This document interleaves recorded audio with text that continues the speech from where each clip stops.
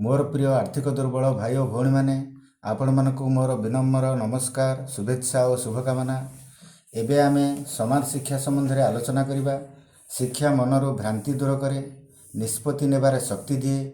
शिक्षा ही ठीक भूल निरूपण करने उपयुक्त माध्यम और प्रगतिर चाबिकाठी। जार शिक्षा जेते शक्तिशाली और गुणात्मक तांको सफलता हासिल करने से हार में सहज होता है। यही शिक्षार मूलदुआ प्राथमिक विद्यालय अटे। आम देश में प्राथमिक शिक्षा मुख्यतः चारि प्रकार। प्रथमे आईसीएसई और द्वितीय सीबीएसई, जहाँ दुईटी मूल्यवान पाठ्यक्रम और व्ययबहुल अटे, जो आम देशर आर्थिक स्वच्छल बा धनी मानक पिला यही शिक्षार सुजोग पाई। तृतीय मिश्रित पाठ्यक्रम, जहाँ अपेक्षाकृत कम खर्च मिले।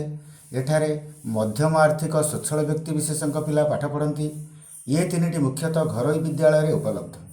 शेष में चतुर्थ नंबर रे सरकारी प्राथमिक विद्यालय शिक्षा, जोटी समाजर निम्न आर्थिक दुर्बल वर्ग अर्थात आम भली लोकंक पिला पाठ पढ़ती।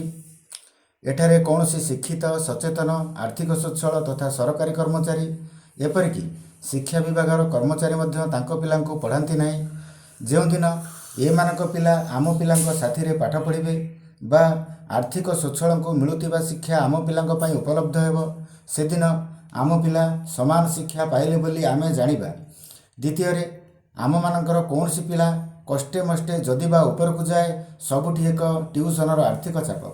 चाकरी प्रवेशिका परीक्षा समय आम पिला पछरे पढ़ा ही सार हुए। शिक्षा व्यवसायीकरण हो सारा। यह अर्जन करने को टंका ही सबकि, जहाँ आम मान पाखरे नाही।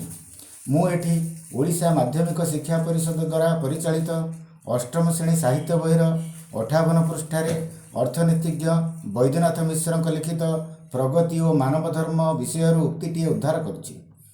एबे तो समाजर केतेक गोष्ठी अन्य मानक अपेक्षा ज्ञान आहरण में अधिका सुविधा सुजोग उपभोग करुछंती।